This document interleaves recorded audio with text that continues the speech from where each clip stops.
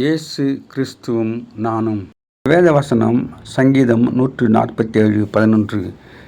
தமக்கு பயந்து தமது கிருபைக்கு காத்திருக்கிறவர் மேல் கர்த்தர் பிரியமாக இருக்கிறார். அன்பான சகோதர சகோதரிகளே, ஆண்டவர் யார் மீது பிரியமாக இருப்பார் என்று சங்கீதக்காரன் சொல்கின்றான். அவருக்கு பயந்தவர்களுக்கு கிருபியாக இருப்பார். அவருடைய கிருபிக்கு காத்திருக்கிறவர்களுக்கு அவர் கிருபியாக இருக்கிறார்.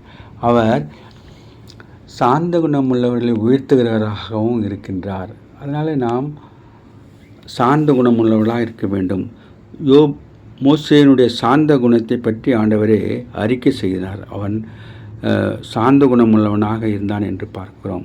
தானியேலை பார்க்கும்போது அவர் ஆண்டவருக்கு பயந்ததினாலே, தினமும் 3 வேளை ஜெபித்ததினாலே சிங்ககபியிலிருந்து அவரை காப்பாற்றினார் என்று பார்க்கிறோம்.